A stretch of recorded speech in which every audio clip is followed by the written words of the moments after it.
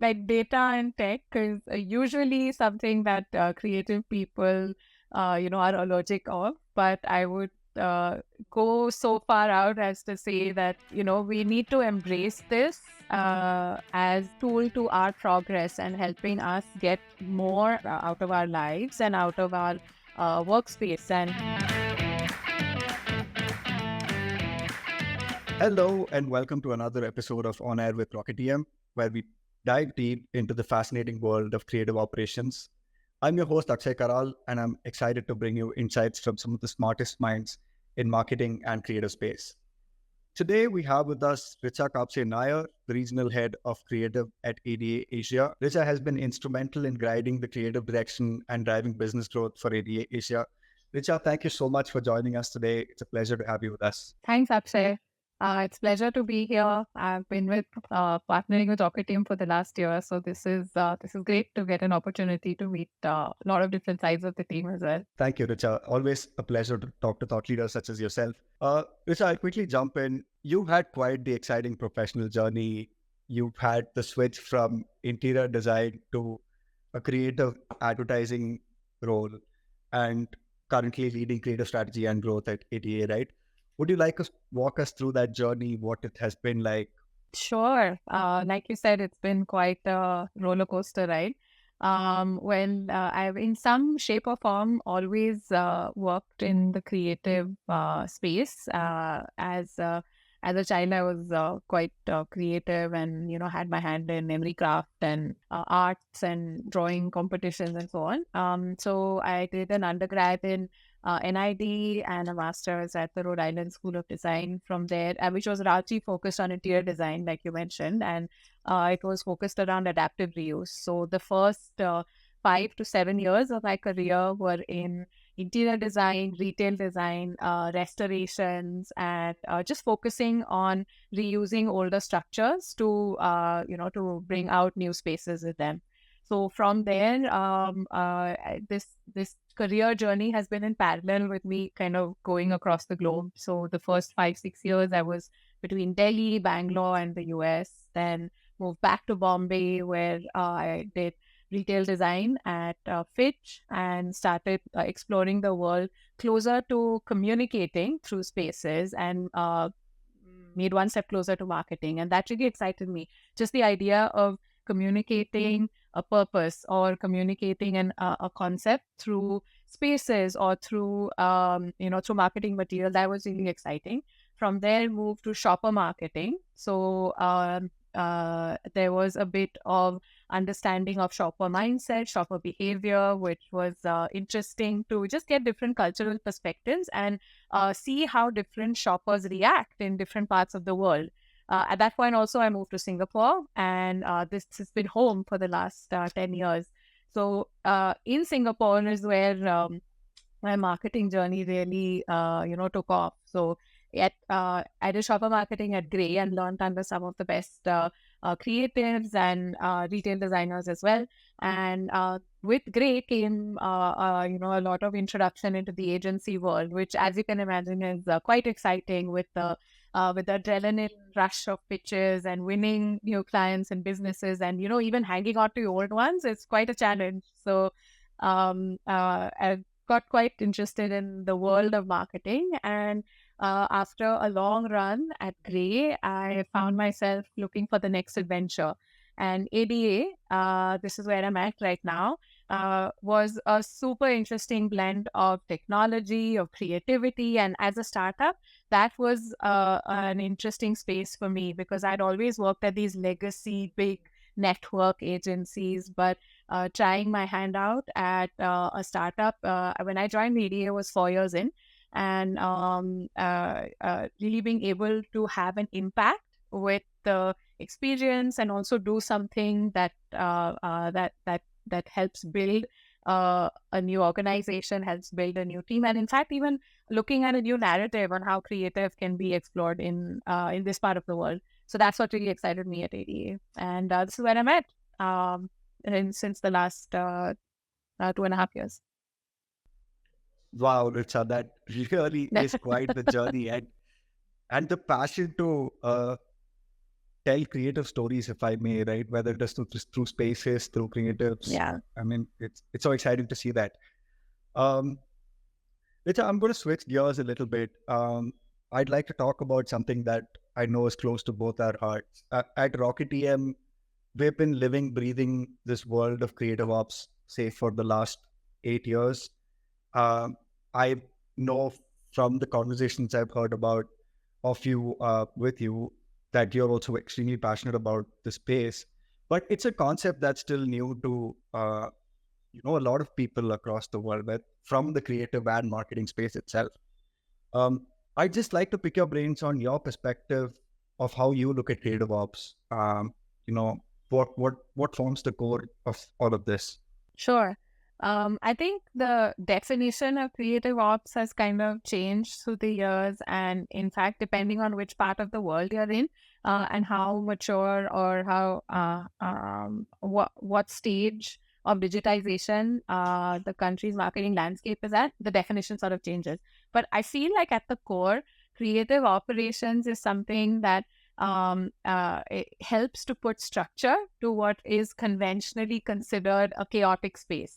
When some even marketers, I think, find it hard to, or find it a little intimidating to go in and give a brief to a creative agency, and the creatives walk in, and they don't play by the book, or you can't fit them in a box. So goes for the process, right?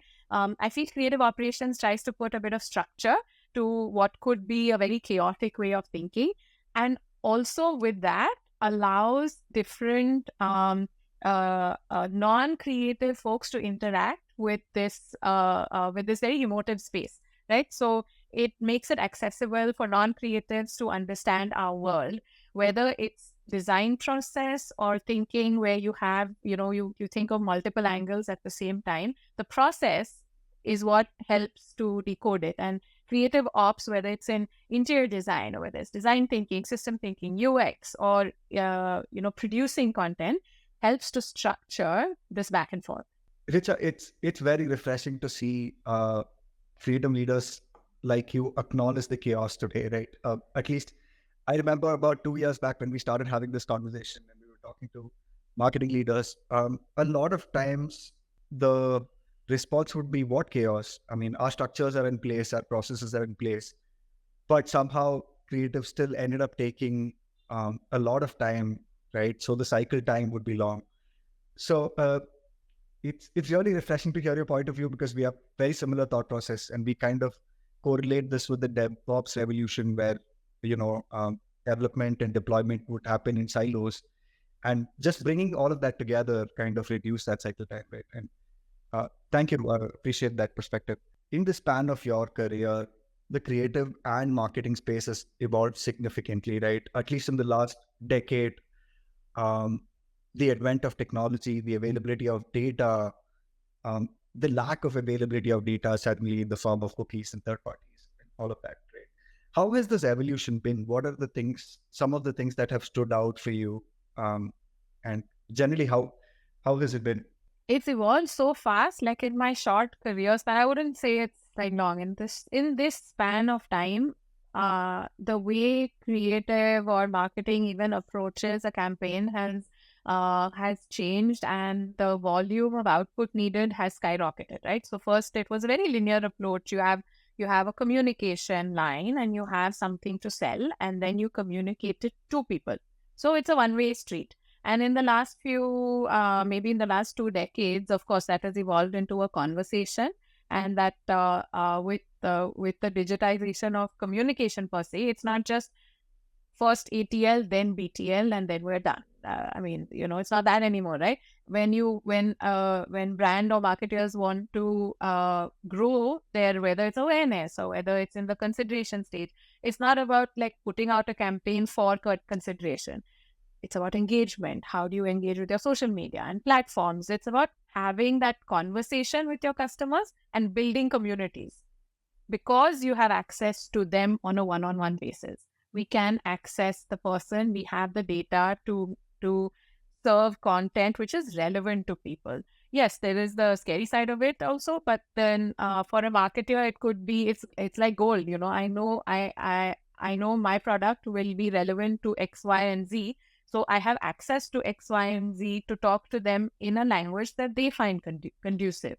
So I find that is the exciting bit about the evolution. Of course, it's become more fast paced, and that's where the definition of creative operations has changed, right? So suddenly, from like, okay, I need a project manager to take me from the brief to the creative and then make sure that is sorted.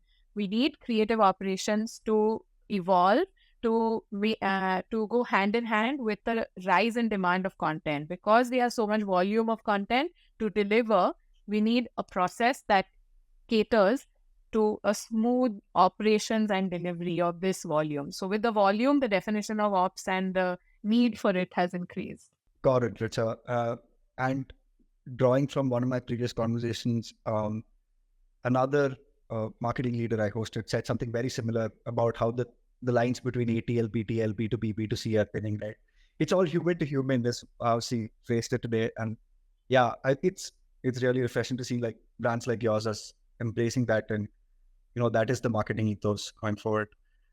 Yeah, I mean, I think at like ADA, what we're trying to do is exactly that. Like, it's not just like, okay, this is one media outlet. This is a TVC. This is a social. This is so and so. The idea is to build that community around it. So the community of X audience will interact within this topic. So it's more topical and it's more about building those pods, I feel. Yeah, in some sense, the shelf life of this content is also significantly reduced, right? So, unlike 10 years back, where you could invest about 6 months to create a campaign, right? And it stays live on TV and your OH holdings for like 6 months, right?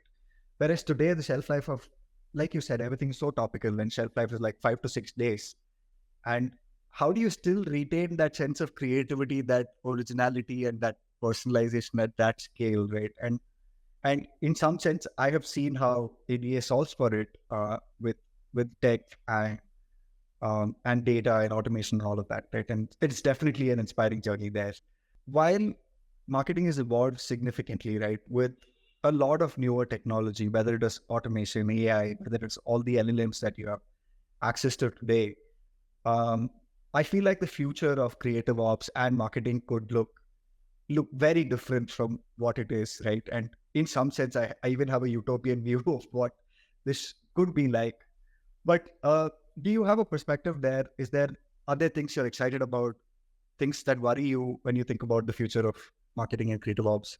Yeah, I mean, it's a double-edged sword, no? In like new technology, untested, but our technology cycles are also greatly reducing. The amount of time it took for us to discover the wheel is insane. Whereas we've already jumped from information age to AI age very quickly in the span of one person's lifetime, and I mean, we're not that old, right? So it's been fairly quick. So it's untested what this level of access to information and ability to so-called create will do. Right as of right now, the LLMs and the creative generation for images, for language, for concepts is, I feel, still scratching the surface. Maybe we need a few more years of LLMs understanding the context, because like India, Southeast Asia is a very diverse region. The same insight that works in Thailand doesn't work in Malaysia. I mean, the people are different, language is different, culture is different. So for an LLM to understand that local nuance is hard.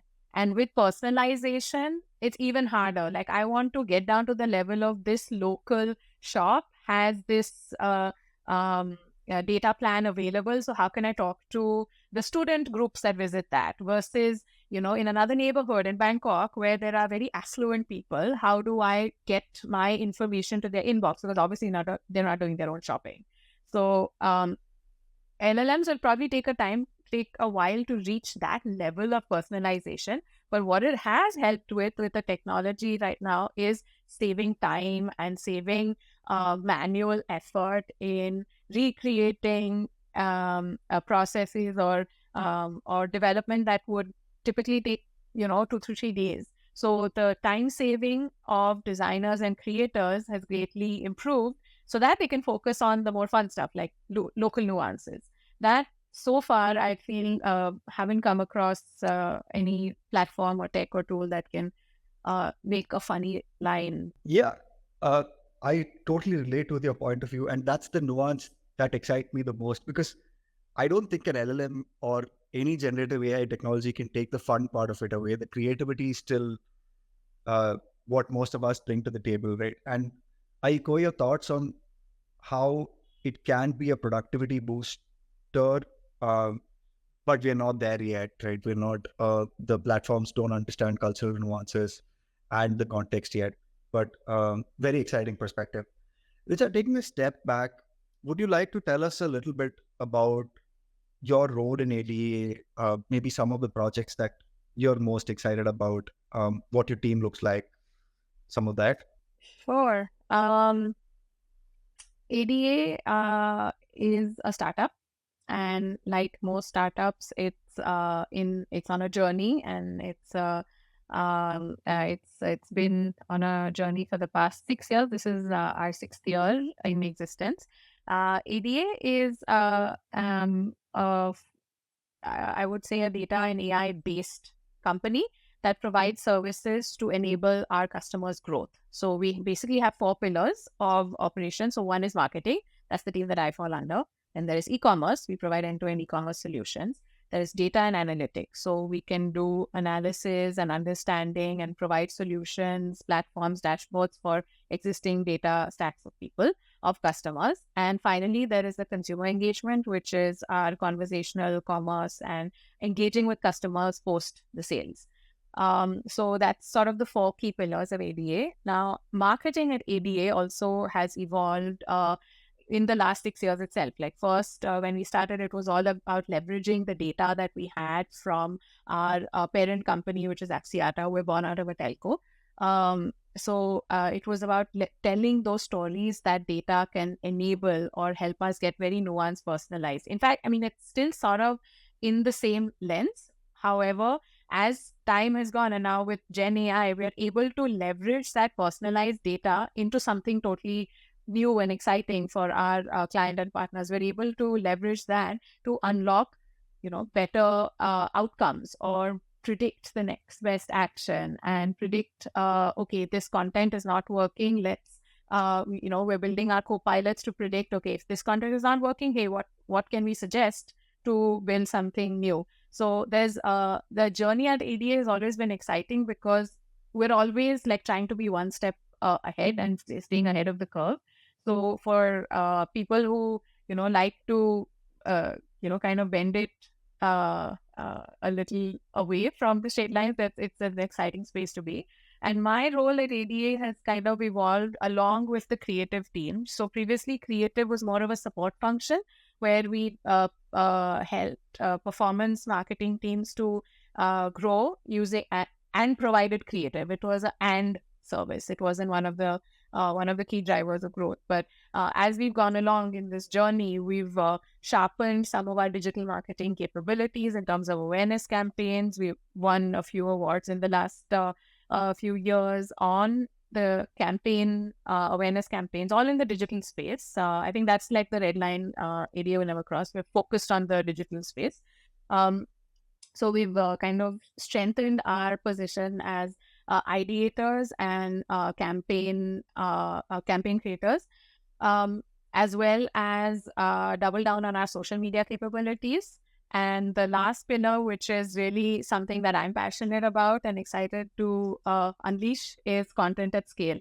So we work, our content at scale supports the e-commerce team, where we are one of the lead certified e-commerce enablers across Lazada and Shopee in the region. And we've got a pretty robust e-commerce team. So the content team also supports the e-commerce operations and leveraging that learning. And we all know how fast e-commerce is in this region. There is, in 1 month, we can put out somewhere between 15 to 20,000 pieces of content. But come Q4, when you have 9, 9, 10, 10, 11, 11, that's when we really have to accelerate. And that's been exciting, especially bringing Rocketium on board, where that's enabled our team to just kind of, fly with scaling up and keeping up with the demands of the new e-commerce clients we keep onboarding. And using this understanding and knowledge, now my focus going forward will be to leverage that learning to provide content at scale for more regional teams across mediums, so across social, across digital, across programmatic and e-commerce. How can we create these hubs for brands who neither have the bandwidth nor the capacity? I mean, I'm not talking about like PepsiCo and things who have their own teams in-house, but regional players who are pretty large, but they don't have the expertise to hire a full-scale creative and operations team inside. So I think that's where the future is, and that's where my focus will be in the next few years. Definitely sounds very exciting, Richa. We wish you all the best with that journey. Taking a step back again, you worked in multiple markets from India, Southeast Asia, the US, and I'm sure things were very different from the kind of messaging to the way processes and tools are set up, um, to even the way those messages delivered to the audience, right? What has your strategy been when it comes to bringing in that cultural nuance, that level of personalization, and when there is an entirely new set of process all of a sudden, right, in a new market? How have you tackled that? I feel like in the last few years, we've I've come across different clients from different markets, and the way we approach each client or project kind of hinges on the digital maturity of the organization, and where we are able to add support and value in their in their journey, right?